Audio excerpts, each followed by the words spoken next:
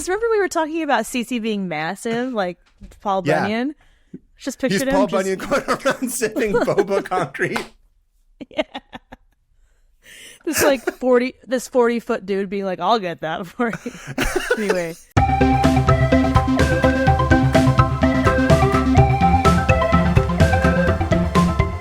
Hey everybody, welcome to 500 Open Tabs. I'm Hannah Hillam. And I'm Kaveh Taherian. And if you are watching this or listening to this, you probably are not here because of TikTok, because apparently we immediately banned.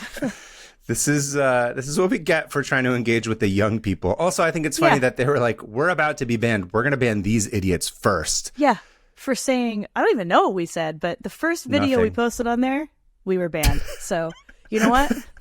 They don't want us, and I don't want them. Yeah. So, although I don't know if we're like banned or flagged, but we've just been telling everybody. It's just more fun to say that we're banned because it sounds more controversial, and maybe we'll get more listeners because of that. More street cred or whatever.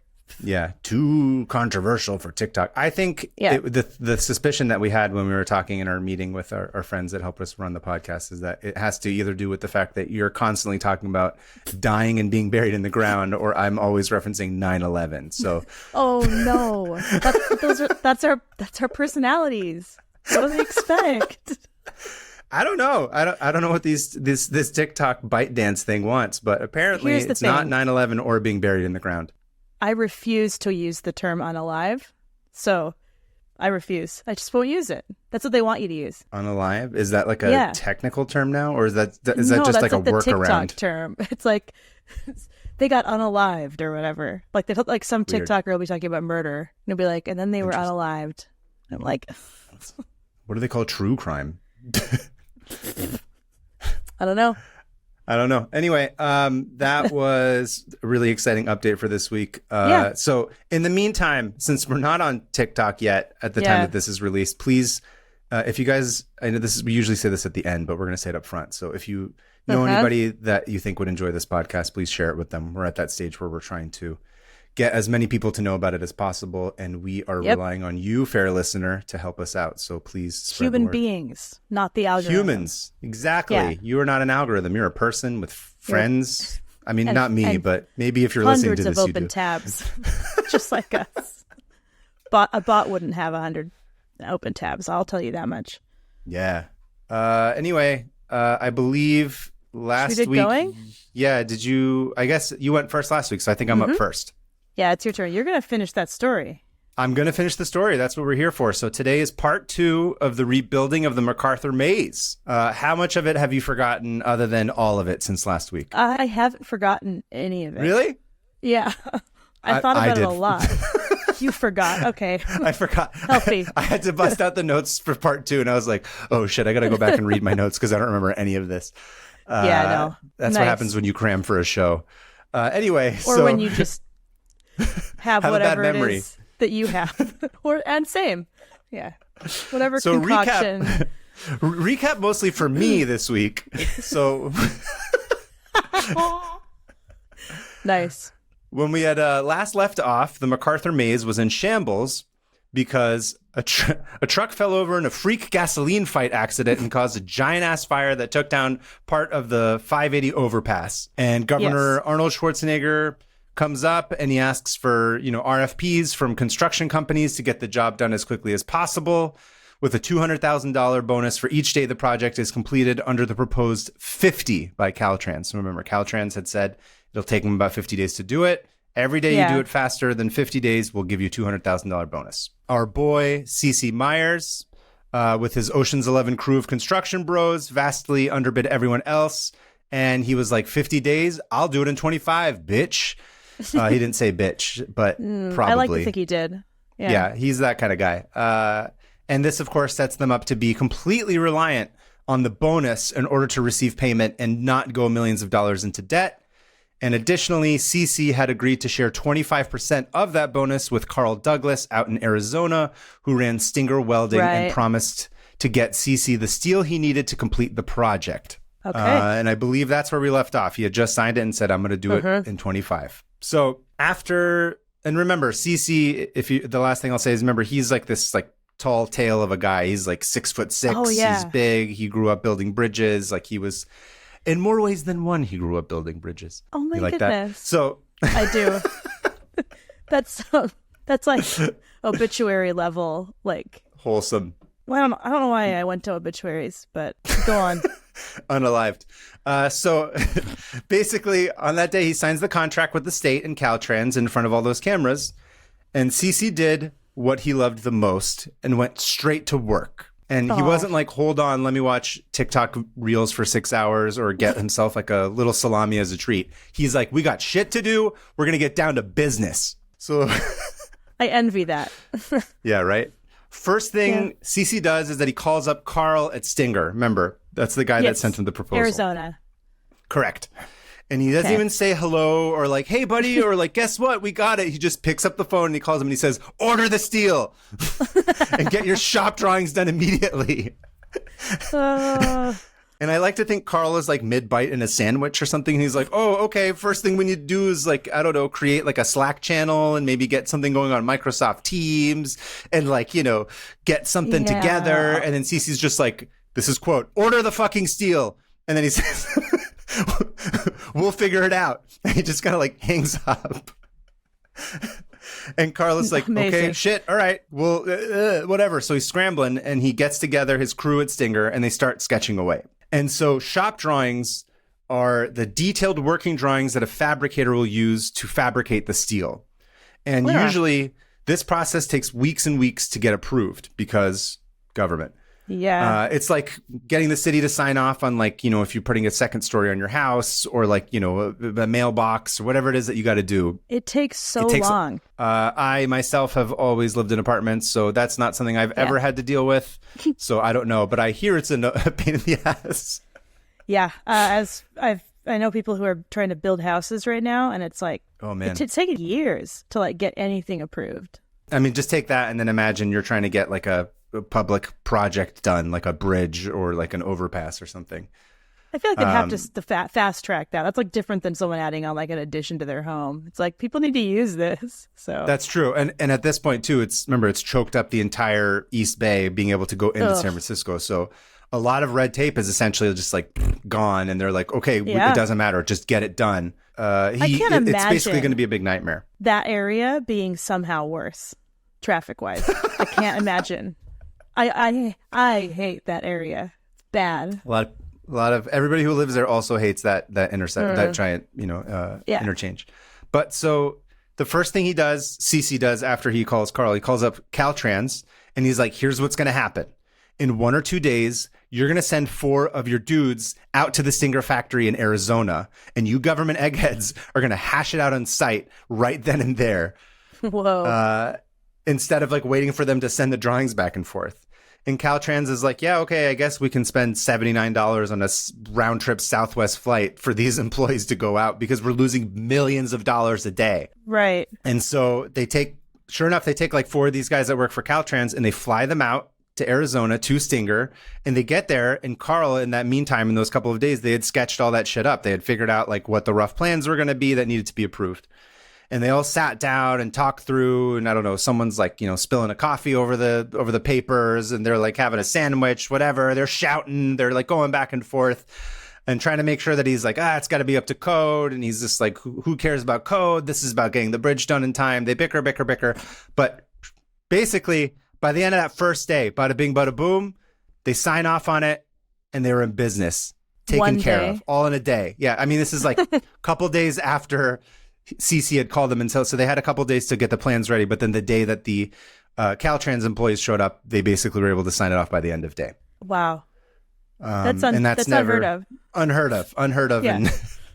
in never on any happened. Level. In any project, on any team of any sort of work. Yeah, even without red tape or the government, things just don't get done that quickly.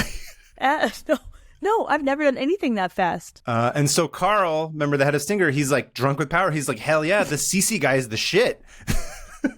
I follow him into battle. Yeah, he's like, I get this guy. He's the man. He's like, I want to go meet him. So he flies out to the job site in Oakland, and he goes to meet him. And CC gets out of the car. And remember, again, like I said, he's 6'6". and he's built like a linebacker. Like this guy's massive. He's not like 6'6", like some skinny kid, like Slender Man or something. He's like, I was a construction worker from the time I was like 12 or something. So he's like this huge burly dude. And I guess Carl is, I don't know how tall he is or how big he is, but there are not articles written about how big Carl is. No, Carl's a regular sized guy. He's a regular sized human. So I guess he's just like, he gets out of the car and he's sort of like anybody would. CC. Even someone who's 6 foot tall would be like, oh my goodness. Massive that dude's guy. Tall. And and then CC is just sort of like, first thing he says to him, he says, "You sounded a lot taller on the phone." No way. Did you make that up? No, that's what he says. There's interviews with him where he talks about, yeah. That's amazing. And it's really funny. He's like, you sound a lot taller on the phone. And he's like, and also, I don't know that if I like you because you seem like you're better than me at getting things done quickly. He's poking fun at him. And okay. Carl, like I said, he's smaller and he's like kind of polite and like understated. But basically, like in his own sort of Carl way, he's just like, bitch, you met your match. Let's do this. Yeah. And so the both of them were like, did we just become best friends? Yup. Yeah. Yeah, that's like an immediate bromance right there. This perfect word. It's a total bromance. And they're like this odd couple of like this short, polite guy from Arizona and this giant burly dude from California being like, we're here to build bridges. And take names. Carl now has the approved plans and needs to figure out how to deliver Cece the steel that he needs. And typically custom order girders, if you remember girders, if you remember the whole explanation of like a table with ribs and a rib cage and sternum. So the girders are the ribs. Yeah. I got to go to the girder farm and get more. Get more ribs. They're living beings. Exactly. As you told me last week. I love that idea. They're usually made out of a single plate and shipped directly out from the plant, meaning what they'll do is you'll order girders from somewhere else. They'll cut them down and polish them and I don't know, whatever, like shape them and draw hearts on them and write locally sourced organic gluten-free steel or whatever. Mm-hmm. But they grass-fed, yeah. Yeah, grass-fed steel girders. Free range girders. They're really healthy. Like and they have a story on the side. They're like, our story. Yeah, we got into steel working back when my grandpa ran a small steel farm. Yeah. I don't know. We thought, where's the heart in steel milling? We've lost that touch connection with it, so we wanted to do it individually in small batches. And here is a picture of the little tiny farm where we grow our steel girders. And it's like some lady named like Lorraine. I don't know. It's always like some. A steel plate named Lorraine. And that's the picture. That's the logo of the company. Wait, they're owned by Steel? Okay, never mind. I'm getting too into this lore. I'm imagining. Okay, wait. Okay, it's so they joke. get the it's not a real thing that happens. That's usually what happens. I know that's usually what they would do. I really love it. I want this to be real. Okay. We can get into the steel business after this. Okay. Should we? But that process usually takes. We could. That process usually takes months and months. Yeah. And so Carl is like, we don't have time for that. So he decided to source the stock plate and just cut and weld it in his own shop, which is basically like, I'm not paying for delivery. I'm going to go to the store and pick up a take and bake pizza and I'm doing this shit myself. I ain't got time for all that fancy artisan crap. That's insane. So he orders steel from Pennsylvania and from Texas. Hey, and Pennsylvania. Isn't that the same, like the steelworks where the dam exploded or whatever? Yeah. Cambria Steelworks. Look at me. There you go. Good job. You remembered it. Thank you. He was a huge fan of the Johnstown flood. Loved it. He probably would love this podcast. If anybody knows him, send this to Carl. Yeah, Carl. Hey, but I guess you got to get like a top part, a middle part, and a bottom part. So it's like the top and bottom parts are from Texas, I believe, and then the middle part is from Pennsylvania. So they get them delivered from those two different places, and the beams, they're about 68 feet long by 4 feet high. They're suspended from overhead bridge cranes on thick hoists with workers in overalls and gloves guiding them by hand who worked 24 hours a day in 2 shifts. Whoa. Everybody pulled overtime, and everybody, more importantly, was like, hell yes. Like, that's the funny thing about all the stories and like all the little things you can watch on it. Everyone's just like really excited to be doing this. They're all like loving it. No one's like, oh, I gotta work. Is there like, it's like payment for everybody? Like, is it just like everyone's going to get more money if they all finish this, right? They're all in it for that, or just they got really into it? I think they like the idea that there was this challenge, number one, that you have this deadline, which we as ADHD people, as soon as you put a timer on it, we get all like, oh, I got to finish it and we got to get it done. And we get insane. Yeah. I think there's that element to it. I actually don't know what Carl's bid was for when he, no, he said, I think it was like $3, if I remember correctly, something like that. I think it's $6. $6, $3. It was maybe $6 or $3 for the steel, but it was, which was like not unreasonable. But then he said he wanted 25% of the bonus, so he's also reliant on them delivering it on time. I'm sorry, Carl is also reliant on Cece. So they all got to work together to get this bonus. Otherwise, everybody's pay gets docked. But I don't think that, I'm not under the impression that the employees who are working for that company for Stinger are suddenly not going to get paid if they don't do it. I think they're going to get paid. I think either the business is going to go under and go into a bunch of debt or not. But again, there's a spirit of camaraderie. If I were working there, I'd be like, I don't want to work overtime if I'm not going to get more money for this. Yeah, but I can't say for sure, but I don't think that was the case, because I think that probably would have come up in one of these articles. Yeah. Loyal. Wow. So they're going crazy. They're building their own, take and bake steel girders. Bones and all. And back at the site, Cece had his own set of problems to deal with. And his first concern was to stabilize the damaged columns that held up the overpass. Remember, these are the table legs. Right. And the concrete columns were protected by metal casings, which were scorched, but intact. However, inside, much of the concrete had cracked. So the way to think about this is it's basically like there's two gigantic boba straws with concrete boba inside. Cute. Which is what it feels like when I drink boba, because I always feel like I'm choking on something. But you don't that's like sort boba? Of what these two. I don't like the tapioca on the inside. I like the mixture of the tea and whatever. I don't think you're from the Bay Area then. How dare you? I'm literally doing my second tab about the Bay Area. I'm just kidding. What I mean is you're not from San Jose. San Jose is like boba capital of the world, I swear. Like, I can't go anywhere without seeing boba. Anyway. Like I said, I like the tea, whatever mixtures. The tea itself, I just don't like the... I just feel like I'm choked. I can't breathe, I feel like, when I'm sipping on those straws. It's true, because they're barely big enough to fit through. Yeah. I just don't like that part of it. Yeah. No, I get that. And so those are the two columns. They're the two boba columns. Yeah. You're making this delicious. You've used pizza. Want to eat it. You've used boba. Like, I'm really hungry.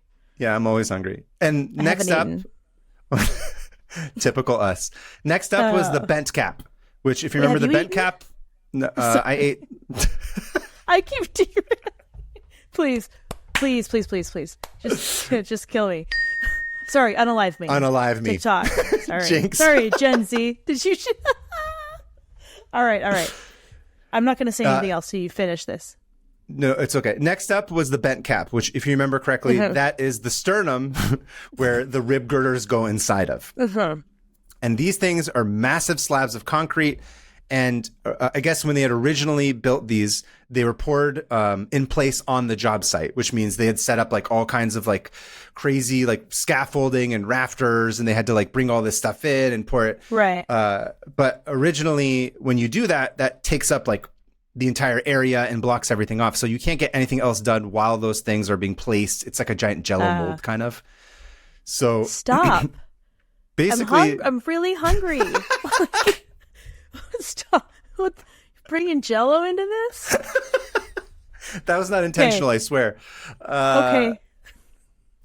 I apologize. So don't keep going. So they said, so basically Cece's like, we don't have time for that, because that would require us to stop everything just to be able to do that at this time. And we still got to figure out what's happening with the table legs. And so he comes up with this idea. And the idea is he's going to make the bent cap off-site and then get it trucked to the site. And this meant that while they're doing that, they could work on the columns and the bent cap simultaneously, because all the scaffolding and stuff wouldn't be going up. And upon further investigation, the columns, remember the boba straws, weren't actually even hundo dunzo. You know what? I think I would have like passed a lot more classes if this is how people taught me. If it was like, okay, Hannah, you like boba, right? Like, yeah. Hundo, did you say Hundo Dunzo? Hundo Dunzo, yeah. But you're still thinking about boba, which I like. I am, Angela. So basically, don't forget. So the straw is intact, but the boba, the tapioca concrete balls inside are busted, but not even all of them. Not all of them. So they're only down to about enough of them, but it's a problem. But basically, they figured out, okay, we don't need to replace this. We don't need to gut all of this. So they basically just like scooped out the broken tapioca balls from the inside of the straw, which only had to go down about 8 feet or so. Until they reached where the concrete was solid. I'm imagining right now. Yeah. Because remember we were talking about CC being massive, like Paul Bunyan? Just pictured him. Paul Bunyan going around sipping boba concrete. Yeah. This 40-foot dude being like, I'll get that for you. Anyway. I honestly, again, I didn't even put those two together, but that's beautiful. So here I am. It's my great. Job, that's why I love doing the show with you. Yeah. Oh. So they replace it with the rest of the concrete boba, and then they just pipetted a bunch of, I don't know, black sesame bubble tea, and then bam, the original columns are salvaged. Okay, good. Yay. I won't be able to drive into East Bay anymore without being like, there's boba in there. You're just gonna be thinking about it. Unfortunately, this is not the end of the food metaphors. I guess I was hungry while I was writing this entire script, so just deal with it. Keep going. I will. So while they're doing that, the bent cap is being made. So in order to make the bent cap, to make the sternum, CC called up his old friend, Phil French, who ran a manufacturer of... Phil French is his name. Phil French. All right. Yeah. Who ran a manufacturer of big concrete structures called Confab California that was based out of Lathrop, which is about 60 miles east of San Francisco. You probably know Lathrop, right? I've driven through it. Yeah. Old Frenchie would build the bent cap at his work yard and haul it over to Oakland by truck. Whoa. But the plans needed to be approved by the state. So what happens? Once again, CC calls up Caltrans and he's just like, get your asses over to Lathrop and approve that shit on site. ASAP. These poor workers are like, oh, okay. I honestly, I feel like they're probably all stoked because they're like, I'm trapped in an office all day. They're like, now I get to fly out to Arizona and meet different people. And now I get to go to Lathrop. Like, it's fun. It like cuts the bureaucracy too. I'm sure they're like, get me out of here. Yeah. Yeah, they're probably all like, I think everybody's just like, I just shook my whole desk. I think everyone's just like, let's do this. It was not an earthquake happening while we were recording. The screen just like, yeah. It could have been an earthquake. Chances are high. Yeah, there was one yesterday. What? Really? Yeah, it was small. Yeah, there's earthquakes like every 5 days in Southern California. It's something huge. So, how big was it? I'm from California, so I didn't even get up to check. Yeah. Every once in a while I'll check, but yeah, it was probably like a 3-something. I don't know. Like, yeah. Whatever. I was like, you woke me up from my nap for this shit? I'm going back to sleep. I don't care. I'm so jealous. I sleep through every earthquake. Then, it was like an afternoon because I got up anyway. Whatever. I'm going off on a tangent. I'm also asking you questions, so and I'm the one. I'll just engage.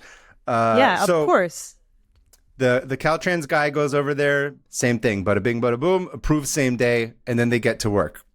Unbelievable. And the 55-foot long structure was poured on Sunday, May 13th, and ready to be erected by Tuesday, 3 days ahead of schedule. Ooh. So again, everyone's moving fast as hell. And now they had to move a 244,000-pound piece of concrete some 60 miles to Oakland, which most roads would absolutely not be able to handle that much. No, they crumble. So what do? So old Frenchie, he calls his friend at Reeve Trucking in Stockton. Shout out to Stockton. I love all of these people. Yeah. I already love whoever this is. Yeah. And he's like, he calls up Reeve Trucking and he's like, this is a quote. He's like, we got to have a good driver. We got to have your best truck. And the owner of Reeve Trucking is Donnie Reeve, who used to be a driver himself, but he had gotten into running the business because he was just good at it. And he's like, he didn't have time to drive as much. And he's like, and so he's just like, don't you worry, Frenchie. I'm going to see to this delivery personally. And not only that, I'm going to use my own truck. Yeah. Yes! He came out of retirement. I love it. And not only that, he's like, I'm going to use my own truck. He's just like, I just imagine I pictured him like, oh, go on. Yeah, no, go ahead. Yeah. You probably imagined the same thing that I did. Like opening up his closet and looking at his old uniform, like his trucking thing. And I was just like, get the keys off the hook and, okay, old girl. And he goes to the tree. Let's do our last job. And he like removes the tarp that's on top of it, and it's still like polished and beautiful. And like the camera's coming in, and like there's this like a sunset behind him, and he's just like, time to get to work. It's all awesome. I feel like cheering. Yeah, right. And they couldn't place the bent cap on the maze until the lower I-880 was closed for traffic, which is what they were doing every evening because they had to remember the I-80 is on the lower part, and then the part that's broken is the 580 that's on top. So the cars were still driving during the day through the part on the I-880. The idea that you'd close any part of the 880 at all, ever, is insane to me. They had to do it. They did it at night. Road. I hate it. I hate that whole freeway. So basically, my least favorite. They're during the day they're getting it ready, but then they had to wait until the evening to actually drive that thing over. Drive over the giant slab that's 244,000 pounds. And so at around 6 p.m., Reeve set off from Lathrop. Now, normally to get from Lathrop to Oakland, you drive the Altamont Pass over by where the 580 meets the 5, and also where the Hells Angels stabbed Rolling Stones fans, but that's a story for another day. That's where? Do you know that story? Yeah, I know that story. Yeah. Yeah. What? All right. Altamont Speedway. But that pass on the normal road that you would go on, it could not support that amount of weight. So they had to take the winding, steep Old Pass Road, which I tried looking it up. I couldn't exactly find where it was. But basically, it's like some winding, long, like country road that they had to take that was a pain in the ass and much harder to drive. And the bent cap was so big that it took 3 trailers attached to the rear of Reeve's truck to carry it. And the entire contraption, including the truck and all the extra trailers, had a total of 74 wheels. That is so insane. Absurd. Okay. And a team of CHP cars led the caravan, blocking off every intersection. And another CHP car was Reeves's pace car. And then came Reeve. Behind him was his son, Donnie Spike Jr., trailing in a second truck in case Reeves's own truck broke down. Yes, it is. Of course, that's his name. Solid guy. I don't even know him. This is the most ridiculous caravan. This is like bigger than a presidential caravan, essentially, like, or as big and as important. Oh, yeah. Reeve approached the incline at 55 miles an hour in 15th gear and needed to shift all the way down to 3rd gear and to slow down to about 14 miles an hour. 15th gear? This is how trucks go. And he was really stressed because if he stalled, he wouldn't be able to get going again. And the whole thing would cause, hours and hours of delay, and everybody would be pissed. Now, it's stressful enough driving stick shift without your dad screaming at you that you're giving it too much gas. But to add to this guy's stress, this is a huge story, right? Everybody in the Bay Area is like, what the hell is going on? So there's just like all these news helicopters that are following the whole thing like it's OJ on the 405, like trying to run away from the LAPD. Rest in piss. That's amazing. That's amazing. It's a straight paparazzi style. They're all like, now the truck's coming up onto it. Now he's going into 15th gear down to 4th. And he's just like, like he's just trying to do his job. All the news is following him. And that's so much pressure. I would crack immediately. I'd be like, no. I can barely handle a backseat driver. If the news was watching me drive, I'd be out of there. No way. So of course they have their radios, and the dispatcher reached Reeve on the radio and said, quote, Donnie, I hope you're not picking your nose because I'm watching you on the news. And he literally screams back. He goes, leave me alone. Nuh-uh. That's like word for word? That's a quote. Yeah, leave me alone. He just goes, leave me alone.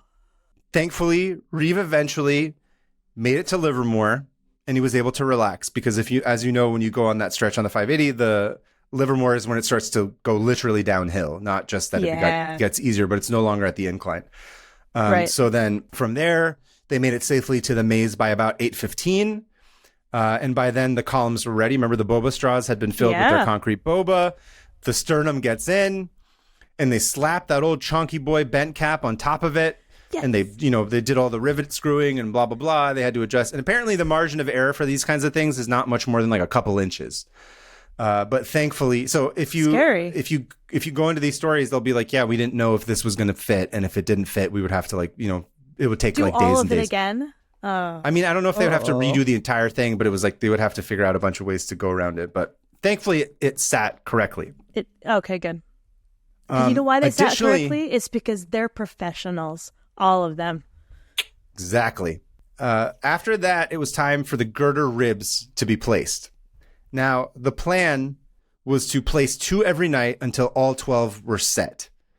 And essentially what they were doing was they were driving them out as they were being completed from Stinger in Arizona in pairs of 2. Right. And they would get there sometimes as late as 1 a.m. I think, if I'm not mistaken, that first night when the bent cap arrived, it was like boom, boom, boom, boom.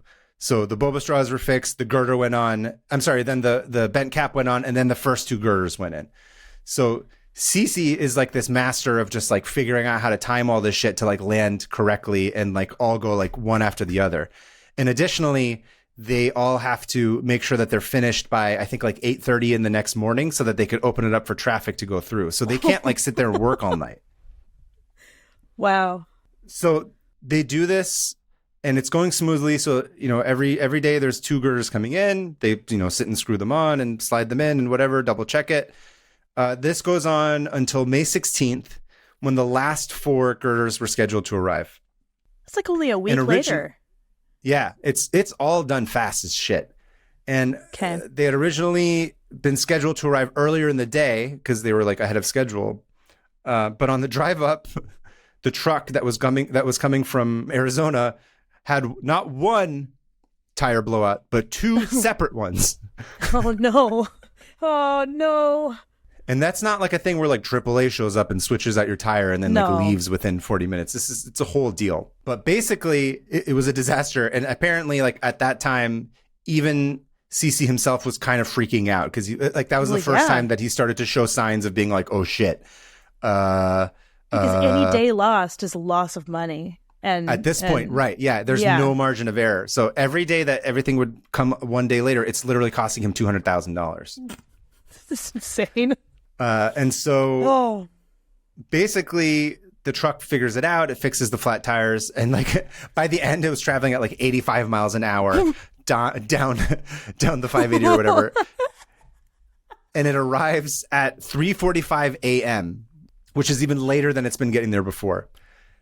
And so, they're all just like scrambling and they're like, and they're going ape shit and they're like screwing in rivets and da-da-da-da-da. So legend has it, they basically finished setting the last 2 girders by like 8:29 a.m. or something, like just like in the nick of time in order to like have everything open back up. And they basically, again, lots of margins of error.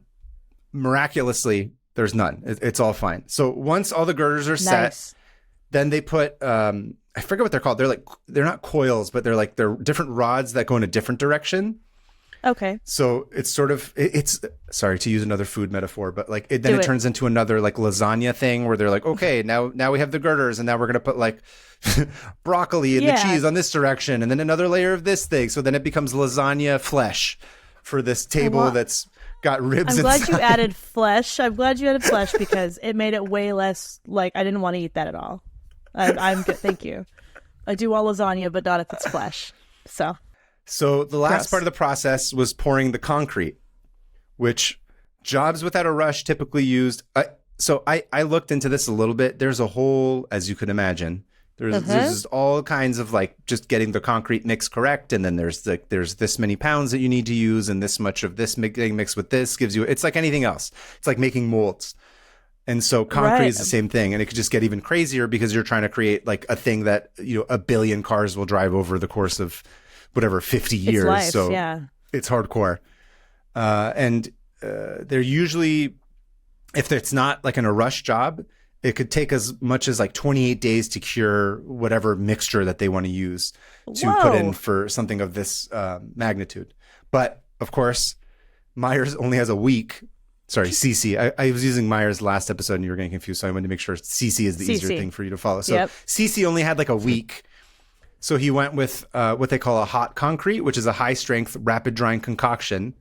And whoa, that costs 4 times as much as the regular blend. No. So he had to spend quadruple the regular concrete budget. Wow, that's a big bet. On May 24th, 17 days after CC won the bid, the road was ready to open. Guardrails were assembled, traffic lines painted. Arnold came back, and they had a big ribbon cut. Remember, Arnold Schwarzenegger was the governor. They had a ribbon cutting ceremony, and it was done. He did it in time. Way. And this is my favorite quote from one of the Caltrans guys. Real quick, you can ask me questions after this. Let me just so I can finish it out. Yes. So one of the Caltrans guys, he was one of the people that was in charge of it. He's like, this is a paraphrase, but he says normally you get when people see that you're like a Caltrans employee, like working on the side of the road on something, he says, normally you get a single-digit salute when people see us, but when you're working on a freeway project. But in this case, people were honking and giving us a very different single-digit salute, and they were giving us a thumbs up. He's like, so that was really nice. It was nice not to be abused by people. Yeah. People were like, government's awesome. You guys did a great job. Hell yeah, this is cool as shit. Yeah. And so everybody was hyped. So they delivered it in time. That's okay. Here's the weird thing is that we're almost at the anniversary of that. This episode's coming out the 29th, and when they finished was the 24th, right? That's true. You're right. Yeah. This would have just celebrated the anniversary of it. Happy MacArthur Maze incident anniversary. That's true. So they finished it on time. What was the date they originally promised? Was it that date? He said, I think 17 days is even faster than he said that he was going to do it. Because also 25, there was a is it 25 days? 25 originally, but there was a cap to how many, I think it was like $200,000 a day until you get to $5 million, like whichever one you do. And they were like, whatever, it doesn't make a difference. Just do it. We're already fast. But the goal that he had set for himself was to get it done before Memorial Day, because he was like, it's going to be crazy. Like people are going to want to drive in and out of the city. Like people are going to want to get on the road. So he's like, that was another quote he said. He's like, the people of the Bay Area have suffered enough. He's like, we need to just do this shit and get it ready. Man of the people. Yeah, what so does he got this guy paid look his $5 like? million. Oh, here, I pulled up pictures. Sorry, I forgot to text them to you. I got really excited. Okay. I mean, what's also funny is that he like dwarfs Arnold Schwarzenegger. Schwarzenegger's like standing behind him. This guy's unreal. Yeah, Schwarzenegger looks like a teenager next to him. He does. I love this man. He's a good dude. So he got his $5 million. He paid out Carl the 25% bonus, and he continued to be a legend until his passing, which was this year on Valentine's Day at the age of 85. Okay. That's a good age. It wasn't age. It doesn't seem like it was like any kind of tragic thing. I think he was just like, time for me to go. I'm a legend. Time to go be a legend in the next life. I got to go build some awesome bridges somewhere else. Yeah. Oh. But he was, so rest in peace. There is, rest in peace for sure. Also, I think it's really funny that he chose to die on Valentine's Day, which I imagine that he chose because he was sort of this legend. He was just sort of like, I'm going to do it today. Oh, yeah, look at that. California construction giant C.C. Lyons dies. Wow. Legend right there. So like I said, there was the Popular Mechanics article was the original source material that I'd found. There's some SF Gate articles that you can go search. But if you go on YouTube, there's a short documentary called Amazing, the Rebuilding of the MacArthur Maze, which I can link to as well. And like they interview him, and you can see him in he sort of has this, he's exactly what you imagine him to be, like in a fun way. Yeah. And he's got this like booming voice, and he's just like, of course. Yep, I told him, order the steel. He really is like a legend, like big, larger than life. What a cool dude. And he's a cool guy. And I remember, I think I don't remember. I think I said this in the last episode when we were talking about, but like this was a huge deal. I remember it was like a point of pride for a lot of people, and it was a big deal when it happened, and it was like and people were like, "What? It got done so fast!" Like we were all like in disbelief that it happened as quickly as it did. Because that never happens. Never. Yeah. I also liked that it was something that went across state lines. It wasn't like You know, these kinds of stories, I feel like you hear less and less, but it's like, Yeah. oh, cool, this guy in Arizona, he's like helped us out. Oh, one more thing. I loved this part of it too. One more little wholesome thing. If you look at the girders being delivered from Arizona, there's like, they wrote a note on the side and it said, to the people of Oakland from Stinger, with like hearts on it and stuff. They still have to like, so nice. Why does that make me want to cry? Oh, this is I mean, they still wholesome, had to dude. like whatever, like wax it and like, I think it's like underneath all the different coatings and stuff, but I just thought that was, Still, it was cool. Like they were rooting for us, you know, they were rooting like, for this project. we're doing and this. We're helping you. We're going to get this Yeah. done. See, this kind The of thing spirit is of awesome because camaraderie. like we have this kind of like that like pride and infrastructure used to be something we were really into as a Yeah. country, and it's gone now because we all hate everything, and the magic has been taken out of it, obviously. Yeah. But not this. This is awesome. This is like the working class hero. They all seemed like they were just like really just, they loved it. Like the thing I kept reading and there in that video, the documentary, they talked about his reputation, of Cece's reputation. She's like one person from Caltrans, and she says something to the effect of like, he was known for getting all these different companies and vendors. Like he had a good reputation amongst them because everybody was like, oh, this guy's will work for him. Like he'll deliver. And they were like, That he says a likes what he's lot. doing and he's really excited about, and people just like, they knew that it was going to be a huge pain in the ass and it was going to be crazy, but like he was working just as hard as everybody else and he was really excited to be doing it. It wasn't like he was trying to cut corners and skimp somebody out of money and do it for less. It was like he knew that it says took a money lot to be able to about deliver that. His character too. Like Yeah. he can go and like get all these people on board. Anyway, what a cool story. Thank you. Bro. What? Cool story, bro. Oh, I was like, why are you calling me that? Just kidding. You always call me that. Sorry, Anyway, let me say it that's again. my tab. Cool story, bro. Thank you. Yeah, that's my tab. What a- And now every time you drive the 580, you can think of a sentient table with concrete boba running through its veins with lasagna flesh and a steel rib cage and a concrete sternum that weighs 250,000 pounds that was delivered by a truck driver that came out of retirement and was followed by news helicopters as he did it. What were we saying earlier? That it's like farm fresh. No, wait. Yeah, farm to table Free-range steel. I really appreciate the disgusting, beautiful imagery you did with this one. And all I want to see is a movie of this. That's all I want. I think you just did in your head. Yet it was filled with giant rib cages. That's the movie I would direct if I made it. Yeah. And then at the end, after Memorial Day, it got up and became sentient and went on a rampage. I don't know, drinking water. Absolutely flattened the air. Oh, yeah, or just that, yeah. I like to think that in the kind of stories, the science fiction stories I write, it doesn't come out and like murder people. It just comes out and is like, man, I'm really thirsty. They're very innocuous. I always think that's more They're like, funny. ooh, I'm hungry. I'm going to go eat some grass. I'm going to go Yeah. drink some water out of the bay, the gross bay. Yeah. Aw. Thanks for the story, though. That was awesome. It was wholesome. Thank you. You always deliver some good, wholesome stories, and I don't. The yin and the yang. It's those are our two options. Yeah. There are no between. Although I am doing a pretty wholesome one today. So Sweet. What do you got? everybody's in luck. So yeah, my tab is interesting because this is the first time I've ever gone off of one of yours that you've already talked about. Yeah. That's exciting. Yeah. So I kind of texted you about this a little bit, but I was looking for when you were talking about the Latham brothers in the episode with the Yeah.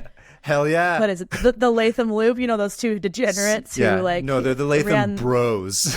the Latham bros and their way cool chemist dad, Woodville Latham, is that his name? Anyway, Yep, that's correct. they were responsible for some of the first directors of any film, it being those ones of the fighters, the boxing boxers. match, yeah. Yeah, and they were those guys who I don't know, drank themselves to death or something. But I got obsessed because I was like, there's nothing about these guys anywhere. It only talks about their dad and then them being like we run this place. We're gonna direct this film, and we're gonna do a bunch of drugs, and we're gonna die young. And I was like, Awesome. one of my favorite things. What to more do do you need written about you? To be honest, I wanted to know how they died. Because okay, how they were unalived. How they were. Sorry, my bad. I'm sorry, Gen Z. Please, don't unalive me. I need out how they were unalived, and it turned into a giant deep dive into death records. Nice. I almost requested Whoa. documents from the state of New York because I was that insane, but I didn't because. Okay, so this is going to be a little nuts. So the Latham brothers. Love it. I wish I had popcorn. I want Just be popcorn like, so bad. I wish I had lasagna flesh to eat right now. I haven't eaten anything today. Right, so I was looking at the Latham brothers. I was like, how'd they die? And I saw Gray Latham, the older one, and I saw that he had gotten married. And I was like, oh, who'd he marry? Maybe someone married him? And I looked and I thought, I saw her name, and her name is Rose O'Neill. And I was like, that sounds familiar. And so, of course, I click on Rose O'Neill. Of course, I know who Rose O'Neill is. She was the first published female cartoonist in America. What? Yeah. Sorry, I screamed. I got really excited. Our degenerate boy here married one of the most influential women in cartooning. Because he's bro as shit. No. Oh, no. He sucked? He sucked. Oh. So That's this such a isn't even... What does he say in Futurama? He's like, you raised my hopes and dashed them quite expertly, madam. I just did that to you. So Gray Latham, he's a footnote in her life. It's really sad. He's barely mentioned. So this is going to be about Rose O'Neill, the first published female cartoonist and ex-wife of one of the Lathers that we talked about in episode 15. 14. Shoot, I don't remember. Do you remember? Which episode it was? Yeah, it was a 14. I don't remember anything. I don't even know what episode this is. It's 19. Somehow I know. Okay, so we're going to start at the beginning. And the article I took this from is from historyofillustration.com, and it's just titled Rose O'Neill. So Rose O'Neill, sometimes written Rose O'Neill Latham, she was born in 1874 in Wilkes-Barre, Pennsylvania. And her dad was this kind of eccentric, again, with these eccentric dudes who raised these really powerhouse daughters. But he was a bookseller, and he was obsessed with reading and plays and art. He had a ton of figure drawing books. He had a ton of art books. He had mythology. He was a bookseller, which failed. He definitely failed. His book selling business went tanked. Super He was under. not the Jeff Bezos of his day. He was not. He wasn't. Because he had a soul and a heart. Oh, right. So they lived in Pennsylvania until his book business failed, and then they moved by covered wagon to Nebraska, which is funny because at the same exact time, how many people died of dysentery on the way is my first question. 0. But at the same time, my ancestors were also moving by covered wagon to Nebraska, so that was a weird Another thing connection. as well. They moved to Nebraska onto a farm, and her dad's like, I have a good idea. I'm going to be a farmer, and then I'll have all the time in the world to get into the arts and books and stuff. Didn't Right, realize because farming famously requires no effort. The farming Farmers, took up some of the least hardworking, some of the people who have the least amount to do ever. You just sit back and you watch the crop grow naturally on its own without doing any work. Have the cows pick it. I don't know what he thought. Get to put the cows to work. Let's sit in that phrase for a second. I'm gonna become a farmer, so I gotta have a lot of free time on my hands. This man was an idealist, and he soon finds that he spends every waking moment farming, of course. Yes. And so, but he has to support his family, and his wife is also working. She's a teacher, which is odd for the time. Usually teachers were young, single, unmarried women. But this woman was like, okay, we both got to work. And also I like working. So she grew up seeing her parents both working and her dad being like, keep drawing. Here's some more books. Read Shakespeare. Let's talk about it. Let's go to the theater. Like he was extremely obsessed with like getting his kids into the arts because that's all he wanted to do. And so he kind of didn't like put it on them, but he completely paved the way for all of his kids to be into it. So nice. Rose O'Neill starts drawing when she's 3 years old, and she doesn't stop drawing for the rest of her life. This Relatable. girl, oh, you have no idea. Just wait. She's us. Okay. So she couldn't be stopped. She didn't stop. She never stopped drawing. She never stopped painting. You give her anything, and she would just create something with it. And she loved mythology. Her favorite books to read were like Greek mythology and like seeing the illustrations in Homer's books and stuff. And when she was 13, she submitted a drawing to the newspaper for like a kids drawing contest, and she wins. The entry was so good that the editor was like, there's no way a 13-year-old girl did this. Like I kind of think she copied someone. And so they win and sit her down and say, draw. And she just blows them all away by on the spot whipping something out. And they were like, wow, you are really good, like scary good. So she starts getting these jobs drawing for these newspapers when she's like 15. So I thought you said she's like us. She's getting jobs. I don't understand. What is that like? It was back in the day. There used to be. People are hiring her. She's making money. I can't relate to this, Hannah. What is the point of this? There used to be jobs, and there's like these things called like newspapers and stuff, and like you can do your art, and yeah, I know. I don't really even know what it means because there's no algorithm telling people what to watch and look at and like it. Anyway, so well, even at the time, it was weird that she was getting these jobs. Like, her family was like, whoa, all right, can you help us? And so she started supporting her family. Around the age of 17, this handsome, young, rich Virginian boy named Gray Latham shows up in Omaha. And she's like, I like this guy. He's hot. And he's really easy to talk to. And, you know, he's a wheeler and a dealer. And he's a flirt. And he's charismatic. And he's hot. And anyway, they kept saying that, or like, he was handsome, and it's like, okay, chill. He was fine. And she kind of falls in love with him, and they start writing letters back and forth. He's in New York at this time, working at the Panopticon, where he was showcasing all those movies of the fighters. Yeah. So he's writing to a 17-year-old in Nebraska while he's doing that. How old is he again at this time? He's like 26. I don't know. Okay. It's not great. He's also debauching. I don't know. He's not like true to her, but they write back and forth. And Rose is definitely kind of tomboyish. So she's never liked corsets. She's never liked dressing like the rest of the girls. And she starts to just lean heavily into being like, no more corsets. I hate this. No more putting my hair up. I'm leaving it down and long and flowy like a Greek goddess. And she starts dressing really like loose, like flowy, beautiful robes. And this is when she's like 19. And she's already kind of like sticking out like a sore thumb. And when she finishes school, she moves to New York at the age of 19, which again, for the 1890s is extremely rare for a young woman who's single to move out on her own. Her hope was to become an illustrator, like all the ones she'd seen. Yeah, she had watched Sex and the City, and she was like, "Listen, I'm going to be I'm like Miranda. I'm the carry of my friend group. I'm going to go to New York and make it. I'm going to make it, and I'm going to go to New York." I don't know what that show's about. Is it just about sex and the city? In the city, yeah, obviously. Good for them. I saw the movie once, and I was like, "What's happening? I should know this."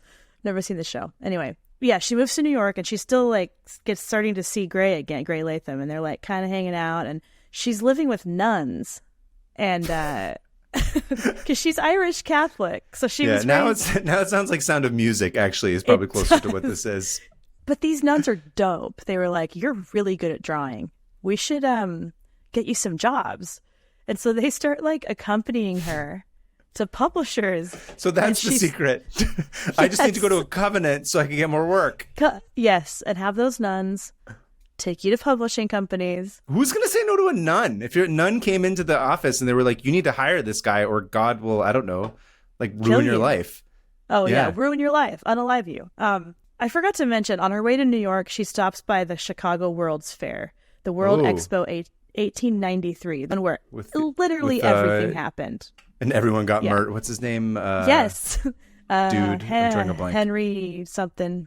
H.H. Holmes.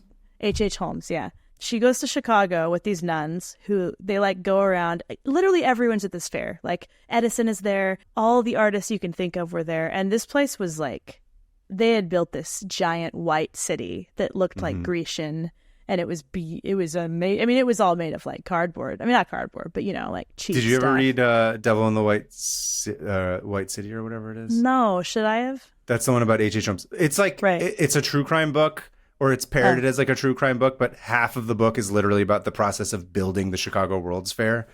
It gets super into the weeds about the process of building it, to the point where they're like, this is the kind of like bog that's around this area that doesn't support the weight of this like steel structure, and da da da da da da. They talking about bogs in there? Talking about bogs in there and stuff, and how they like go overseas to learn about like different grass and steel. I don't know. Anyway, it's very involved. You just sold me. You just sold me on that book. That's all I want to know about. Anyway, so the Chicago World Expo, I'm kind of become obsessed with. I've opened so many more tabs, but that can be a whole other 18 episodes for later. I would love to just. I'll just say real quick. I would assume that you would have been like. I'm surprised that you are just now getting into it. That seems like something you would have been fully into already. Right. I think that I got blinded by the murderer, the serial killer. Again, that's the thing that I would assume that you would have been super into as well. Oh, I was into that. Look, H.H. Holmes' old news. I know everything about him already. But okay, good. So you do know some about. Okay, I do know a lot about him, but like I just always heard these stories of like Edison and the elephant, and like here's this person debuted this, but I didn't know it was all at the same place at the same time. Yeah, that I guess I never realized. And Rose O'Neal was there, just kind of hanging out with some nuns, walking around. Some nuns. Showing her art to like publishers, because it was like a convention, except gigantic, and for 2 years. Oh, that sounds awful. Awful. Can you imagine us at a 2-year convention? Oh. Day 2, I'm like, kill me. No. So I really do love conventions. It's like the week after that I don't love, because I'm like, or the last day. By the time you get to the Sunday, you've fully lost your mind. Yeah, fully. It's not normal for a human being to engage with that many other human beings in that short of a period of time. Over and over and over. Yeah. However delightful it might be, it's just not, you shouldn't. No one should do it. Just don't do it. No. Especially San Diego. By the way, I was going to say, by the way, we're going to be at San Diego. We were talking about it. Like, do we plug it? We'll be at San Diego coming up in the end of July 24th through 28th. Anyway, continue, sorry. We're going to be sharing a table, and there's going to be some fun podcast exclusive things for you to buy. So. Ooh. Don't tell anyone. Don't tell anybody. Okay, all right. So she's at the World's Fair. She's manages to like pass out a bunch of her portfolio and sell a bunch of her art to these publishers, which at the time didn't mean really anything. They were just like, yeah, we'll buy this because we'll keep it for some time. So it wasn't so much as like they're looking for an illustrator or they're looking for a certain thing. You would just, if you were good, they'd buy your stuff. And that's it. So that was what she'd made money doing. They weren't like, hold on, let me check your Instagram to see how big your follower count is before I buy anything. Oh, wow. Solid follower count. Yeah, before I decide how worth it you are, which is truly insane. Anyway, I can go off about that. Okay, so that was on her way to New York. And so she manages to sell things and make a bunch of connections. And she's unstoppably good. Like, you can see some of her stuff. I put it in the folder. But she's really good. And she's completely untrained. That's what freaks me out the most. She's like, anyway, so she gets to New York. She lives with these nuns, and she starts getting work in Life magazine, Cosmopolitan, Good Housekeeping. And this is when she's in her early 20s, and she gets all these jobs. She keeps getting like into like the art scene and also the movie scene, because she's obviously hanging out with the Latham brothers, because and Otway, his brother Otway Latham, ends up marrying another artist named Natalie Dole. I can only assume that they were all in the same circle, because I was going to say, I wonder what their dinner parties were like. Oh my God. These two sisters-in-law being like, all our husbands are idiot cokeheads. They're horrible. Well, but we draw stuff and they're entertaining, so that's why we're with them probably. And they're kind of cute. Yeah. Like it's a fun time here. So she gets all these jobs, and she manages in 1896. She sold a comic strip to this magazine called Truth, and they bought it and they published it, which made her the very first female cartoonist to ever be published in America. What year is this again? 1896. Oh wow. Yeah, so it's early, and and the comic was like about like we'll put it up. It's like I don't quite get it. Like I think you had to be there, like at in the 1896. time in 1896 to understand it, and maybe I just didn't spend enough time looking at it. But that's like definitely what it was. I didn't spend any time looking at it. I read it once. So I'll put it up, and she sold this strip, and they're like, well, you should probably use your initials because you're a woman. And she was like, yeah, probably. No one will respect me. So she starts using R.C. O'Neill as her name. Okay. And so everyone thinks she's a man. I mean, she doesn't hide it, but like when these comics are published, they're like, oh, that's just a, and she ends up getting a job at a magazine called Puck. And Puck is the very first humor cartoon. Like it was started by a cartoonist, and it was the very first humor magazine. So like Mad Magazine. That was. I was gonna say like a Mad before, yeah. And it was run by cartoonists, and there was just like comics and comics and comics, and it's the usual gang of idiots. I love it. It's for real. They just spent their time like lambasting politicians and making fun of the GOP, just like we do today. And love it. I love it. She did political cartoons. She was the only female cartoonist there for like 6 years. She also got all these like love letters because everyone thought she was a dude. So she'd get like these locks of hair in envelopes and just laugh, be like, I'm a woman, suckers. Also, who's writing love letters to illustrators? That's the first I've ever heard. That's the thing you read. That's the thing you see. It's like, oh, there's somebody behind these funny comics that like, what else are you going to see? A movie? There's no real movies yet. That's true. Politicians? No. Actors? Kind of. But no, illustrators. There's, what is it called? There's like vaudeville and stuff going on. There is, You have to go see stage shows. And those guys are like, everyone thinks they're sleazy. Thanks. Well, so were illustrators. They're just sleazy, dude. Don't trust people in the arts. We're disgusting. The art scene was nuts. Like they all. Tell me. Oh my gosh, I can't. We can't talk about it on this podcast. Okay. No. It was just a pansexual. They took the Greek thing to heart, and they're like, we like Greek legends, and we also like insane giant Greek orgies where we're all covered in wine and all on drugs. We draw each other, and then like everyone's kind of into each other. Anyway, and at this point, she's not only working as the only woman among a bunch of guys, but she says, "Screw corsets." She's dressing exactly how she wants. It's freaking everybody out. She says things like, "I've always been rebellious against harnesses and hairpins." She's this kind of like, but she's kind of untouchable because she's so good. So like, no one can say like, "Get out of here." They're like, "No, you're really good, and you sell magazines." So like, with that power, I'm going to do whatever I want. I'm going to say whatever I want, and it's kind of this freeing, awesome thing. Anyway, so around the same time she does that first comic is when she ends up marrying Gray Latham. Otway Latham had married Natalie, the other artist, like 6 months earlier, and I kind of see as like Otway's the younger one, and Gray was probably like, oh shoot, he just got married, I gotta do that too. Yeah. And Dad's gonna be pissed. Dad's gonna be pissed, and at this point their dad is pissed at them because they are squandering their money, their talents, the panopticon thing they own. They're totally like ruining their lives and their dad's life. So like they're terrible. They're just bad. I can easily see them being like, hey, we're gonna get our lives together, we're gonna marry these girls, and we're gonna will fix us. They're gonna fix us. Dad's gonna love us again. Maybe he'll give us money again, because he cut them off. This is around the time he cut them off. Within 2 years, they're all out of the film industry. The dad moves to Mexico, and these two brothers are cut off from their dad. So, oh no, it's bad. So they all get married. I looked at some censuses. Okay, here's where I went insane. Okay, this is where I went truly off the rails, and this is off topic, but I can't help it. So I start looking at censuses because like I've said before, I love reading censuses. I find that they all live near each other in Greenwich Village, and they're living in a boarding house with a bunch of other young couples, which sounds awful and kind of fun at the same time. Well, they're still pretty young, right? At this time, it's not like they're in their 40s. No. Well, Gray is like nearing his 30s, which is like, come on, get it together, Nearing his Gray. 30s. Yeah. Listen, some of us are in our 40s and still haven't gotten it together.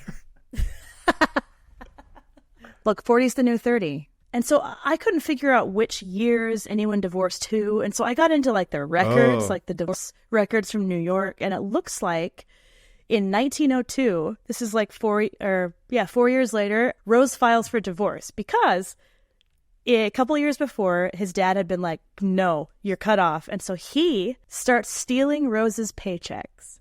Oh, so that's actually worse. It's horrible. So I was hoping it would be some insane, like crazy, like starts a prostitution ring or some like wily. I'm like, that's just lame, but somehow completely predictable. It's so sad. And so he has a gambling habit, and his dad cut him off. And so he starts to intercept her paychecks and spends them and gambles all of her money away. And she's like, nope.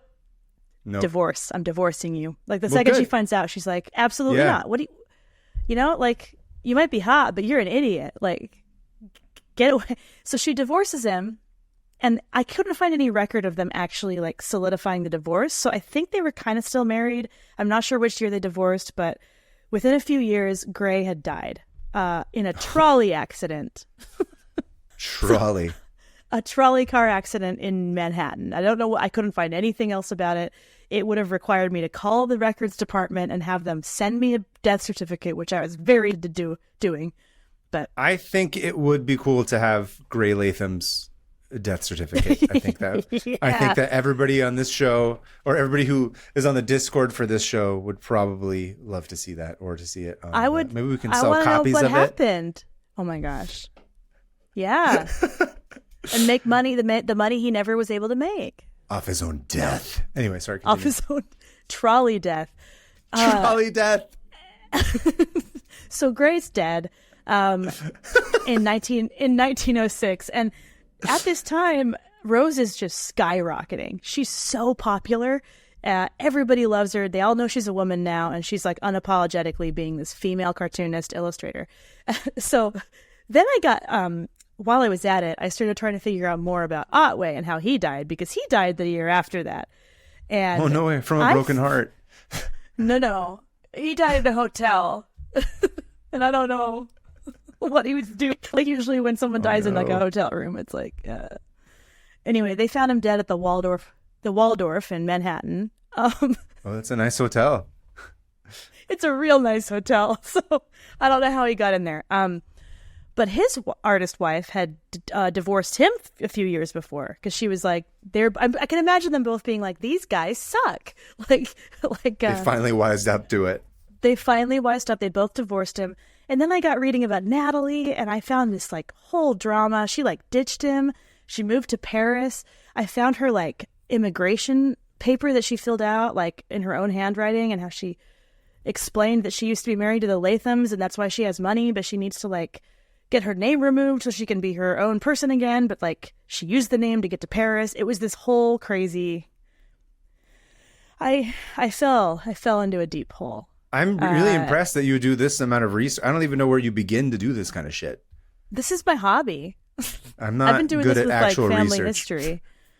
I like looking up records, and so I found her record, and I was like, oh, she went to Paris, and here's the boat record, and I compared the years, and I realized that she was in Paris the same year that her ex-husband died. And within 10 months, Natalie would also be dead. She ended up taking her own life about 10 months after her ex-husband died in the hotel. So it's just crazy to me to think about these four. Did they have, one point, did any of them have kids or anything? No, none of them had kids. Okay. It's just crazy to think about all those four all getting married in this like scene, this like art scene, art movie scene, and within 10 years 3 out of the 4 of them are gone. So back to Rose. Sorry for the downer. Rose then also goes to Paris, so she's also there at a different time, and she starts doing these because she was kind of like, I gotta do something new, so I'm gonna go to Paris. I'm gonna study under some artists like Rodin. She was like hanging out with Rodin, And she starts drawing these mythological inspired monsters. So she says she loves magic and she loves monsters. That's a quote from her. Okay. I love magic and monsters. She starts drawing these like strange, gigantic titans, like holding humans, caressing humans, and like these big faces bursting out of clouds, and like just some wacky crap. C.C. Myers like sucking down concrete boba. She's like, I see a vision of the future. She would have loved man that. is drinking concrete. I don't know what to do with this image. No, she would have. She draws like, I'll put some of these up. They're just really strange, and it deeply relate to it because, like, as a cartoonist, I'm like, yeah, I'll draw whatever garbage and crap, whatever anyone wants, anything to make people laugh. But really, I just want to draw something horrifying like this. Like, all I want is this. And so she loves these monsters. She loves portraying these monsters in like a nicer light. Like, she drew this beautiful image of Medusa. And who was it that slayed Medusa? I can't remember. Somebody slayed her and cut her head off in the myths. And she drew this picture of Medusa's head looking really peaceful, like she had finally been released from her curse. So, like, and you like deeply that. relate to that. You're like, Medusa's like, I can finally be buried in the ground with all my snakes. Well, it was just like, oh, I never thought of Medusa as anything but a monster. Anyway, but really it's like, or like she did this one of like all these townspeople like berating a satyr, or like a faun, and portrayed it as like who's the real monster. And she's just really obsessed with like Changing these the gentle perspective. monsters. Yeah. Anyway, these pieces didn't get any traction, of course, because people are the worst. And so they she goes required back empathy, to America. They required empathy and thought. And so she goes back to California and does what she's probably most well known for, which is creating these things called the Kewpie dolls. Have you ever seen Kewpie dolls? The Kewpie dolls. No, I don't know the Kewpie dolls. Kewpie, they're like these little naked babies. Like, they're Cupids, but like she...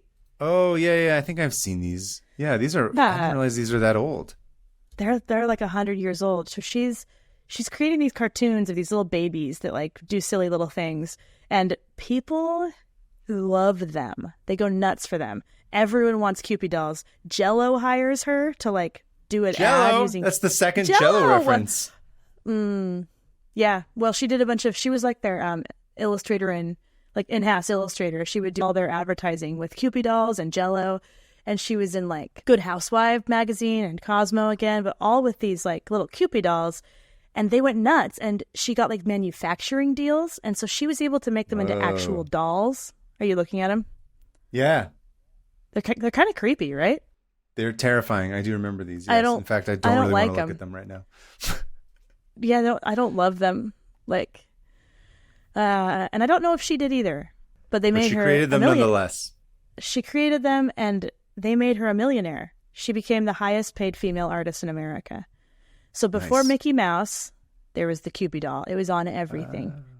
I don't think this part of her life is interesting because I don't like the Kewpie dolls. But she gets intensely wealthy, like so wealthy. She starts thinking like, okay, what am I going to do? I'm going to buy a bunch of places to live. I'm going to go back and forth. I'm going to go all over the world, and I'm going to move back to New York. Because at this point, she had moved back to Missouri, where her dad had built a new farm. Oh, right, her dad. So did her dad ever manage to stop working on the farm? He's like, I'm still working. I will get around to drawing at some point. She gave them a ton of money. And so he was able to build like a beautiful home in the Ozark Mountains, which they all fell in love with. And she ended up living there for the rest of her life. But in 1915, she's in New York, living with her sister Callista in Greenwich Village. And 1915 is when like the suffragette movement is in full swing. And so she starts thinking like, okay, yeah, I believe in women's rights, and these Kewpie dolls are real popular. So I'm going to start making the Kewpie dolls push for women's rights. Yeah. Women's vote. Yeah. Sponsored posts. This is for real. She's like, I'm going to help, and I'll do whatever you guys want. So she draws these Kewpie dolls being like crying and being like, give my mother the vote. Like totally taking like the equivalent of Mickey Mouse and being like, I'm sure Jell-O women loved deserve that. the vote. Oh, they didn't. Yeah. And so she got really deeply into this. And so she would like walk around New York and like protest, and she would donate all of her money and time. And at one point she went to an anti-suffragette rally just to like see what they were talking about.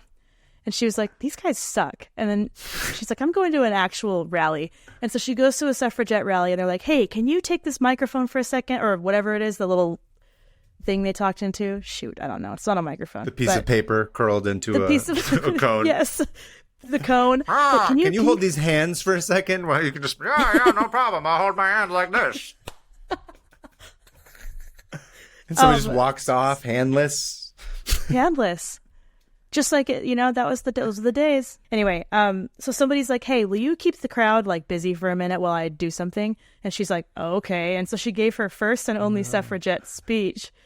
But she gets up there and just starts ripping apart these guys that she saw earlier. So she was like, they're up there talking about anti-suffragette. And she was getting so many laughs. And she was like, I had never felt happier in my life. Oh, then when she's getting laughs. Yeah. And so she was saying that like she was making the crowd laugh and like just ripping people apart. And everyone's like, yeah. And she said she walked away and walked home feeling like she was on top of the world because she knew she could make people laugh. And I related to that a lot because that's nice. I like that. I remember when I first made someone laugh, like a whole group of people, I was like, oh, I'm invincible. I'm never going to die. I'm going to live forever. I'm the most powerful person in the room.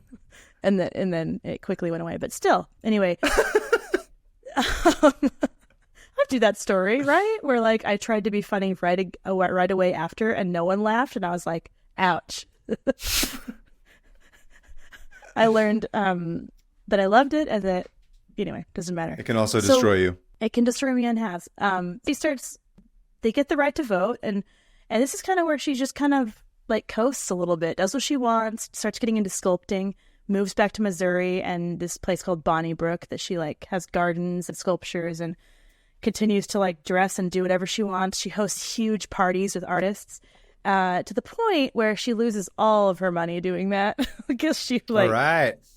The Latham curse continues. She was infected by the Latham curse. Well, her parties were like super cool. There were no still lost money at the end of the day.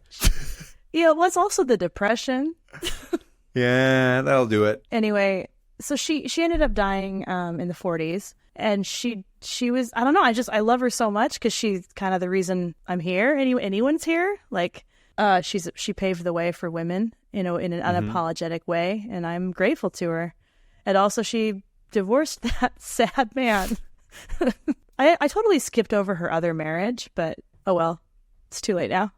She divorced both of them. Both of but she didn't marry the other Latham brother. She just married a different person altogether. Imagine. So yeah, that's how I got on my huge Rose O'Neill thing, and also reading a bunch of censuses. So that's my tab. That's an impressive kind of researching. That's not something I've ever gone into. Oh, good. No, it's why are you, no, you're like it's no, it's a cruel mistress. I don't know what I'm saying. I love old records to the point where I get lost in them. So, well, lucky for us. That's now Rose we have O'Neill. A little bit more to fill in on the Latham mythology, if you will. I'll be back with more. I don't know. To be continued, maybe. Yeah, and everyone cool. go look at Rose O'Neill stuff. She's dope. She also looks awesome. And when I get old and retire, I want to wear flowy robes like her. Sweet. So now we're at the point of the show where we will close our tabs. Yeah. Do you have any suggestions for fun sound effects? Ooh, what's something funny that she did? Just money. She's got a lot of money. I don't know. Throwing money at a tab until it closes? No, we could do like a...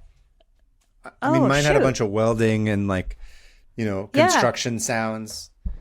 How about just cheering? Last week we cheer a tab Yay, today. It's getting closed. How about aggressive positivity? We could just unalive the tab somehow. I think it should be a truck stalling. Okay. That's maybe too specific. 15th gear. Yeah, or 15th we could just do the regular old toilet flush that we originally wanted to do. Yeah, we haven't done a toilet flush beginning. in a really long time. Yeah. Let's just do a toilet flush. All right, go ahead and count us down. Yeah. No, I always count us down. It's your turn. Do you? Okay, you ready? Yeah. 3, 2, 1. Goodbye, Cece. All Bye, right, Rose. moving on to listener emails. Email number 1 is from Justin from a place called Florida. Oh, that's where ants live. Yeah. Hi, Kava and Hannah. My most recent tab-based rabbit hole started when my Mormon-raised partner casually mentioned her father drinking the coffee substitute Postum. Have you heard of this? I'm more of a yeah. Postum. I'm more of a Postum? I'm Postum. I'm more of a Pero kind of gal. I don't know what either of these things are. Explain to us what Postum is. Postum is like it's like a barley. I mean, I know Pero is like made of barley, and it's like a hot like barley drink that it's kind of like a coffee replacement for people trying to like quit coffee or like people who don't drink it. It's good. I like it because you need to pretend like you have coffee in your hand. Like, you need to have the same social traditions without drinking coffee. I don't know.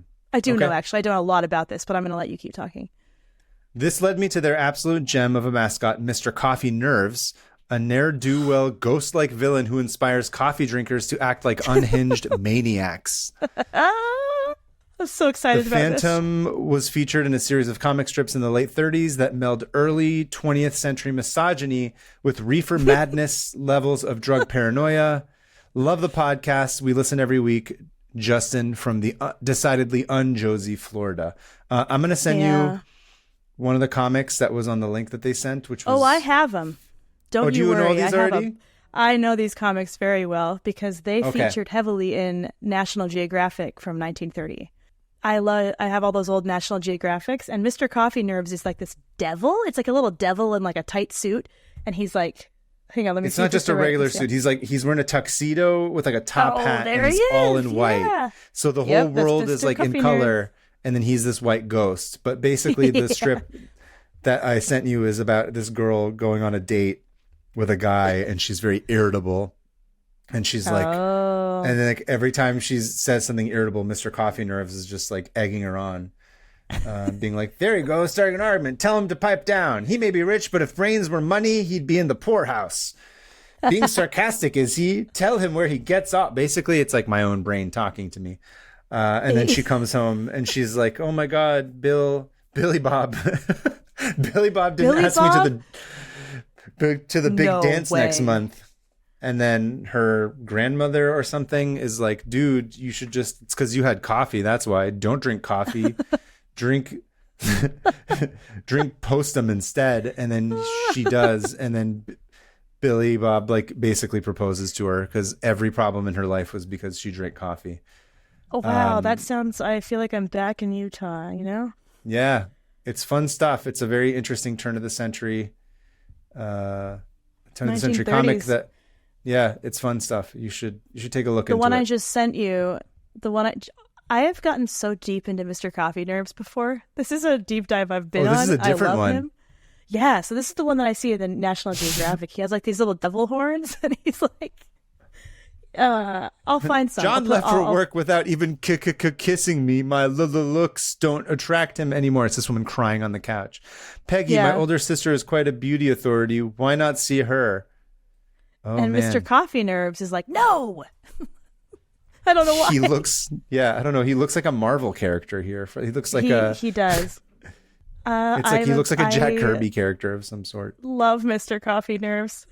I'll send you some of the ones I have. Justin, yeah, they're really fun. Yeah, thank you, Justin, from decidedly un-Josie, Florida. Mine is from RT from Bangkok, Thailand. All right.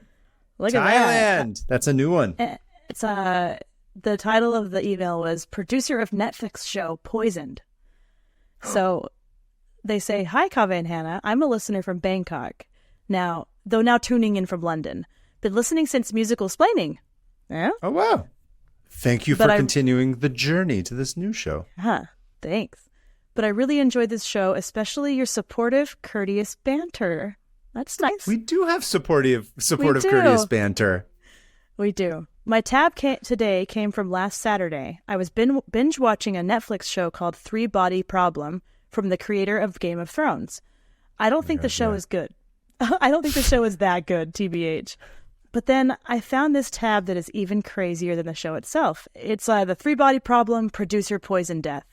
And he says, they say, basically, the executive producer of the show is a Chinese billionaire, Lin Chi, who is a fan of the original book series. Then he then approached the Game of Thrones duo to produce the show. But Lin Chi died before the show even came out because he was poisoned by one of his execs as a revenge plot for demoting them from the company. Damn. So crazy. So you might enjoy the show if you're a sci-fi nerd, but this tab is far more interesting to me. Stay Josie, RT. Yeah. Do not demote people out of fear of being killed. Yep. That's the You hear that, Hannah? You better not demote me. I already fired you in the Discord. That's true. You did fire me. It was the first time I was ever fired. I was really excited. You said, someone needs to fire me. And I was like, I will. Speaking of Discord, you guys can get on our Discord. It's really fun. Link in the show notes. Where else can they follow us? Well, before they follow us, if they have tabs that they would like to submit, yes, they can email us at 500opentabs@gmail. That's 500opentabs. Let us know about your tab. Send us the link. Give us a little blurby. Tell us where you're from so we can be like really excited that someone from Thailand by way of London listened to us. Yeah. Or Florida, the decidedly un-Josie Florida. I don't know why I'm fixated on that phrase, but I am. I don't know. That's like stuck in your head. Yeah. Additionally, they can follow us on, we're on YouTube where we have full video episodes. We just, well, not just by the time this one comes out, but we have since started a Patreon. There's exclusive stuff like nothing. We're actually just saying like we're trying to get off the ground. So if you'd like to support us, please go ahead and do so. We would appreciate it. We also have the 500 Open Roads Google Maps thingamabob. I don't know what we call it. Google Maps. 500 Open Roads. What I'm saying is it's like a shared map thing where you can find. It's a thing where you can find pinned on Google Maps where our different tabs have taken place and the corresponding episode to them. So we encourage you guys to take road trips and listen to that episode. And go see them and post us or tag us in photos if you take them, which you can do on Instagram. We're at 500 Open Tabs, and we're also at 500 Open Tabs on Twitter. Oh, that's a lot of different places to find us. Dear Lord, are we oversaturated? Are we everywhere? We should just be like in one place. We're not on TikTok, that's for sure. Yeah, they made sure of that. Look, we came down from our Instagram tower and said, okay, we'll join. No, they don't want us. TikTok's like, nope. Yep.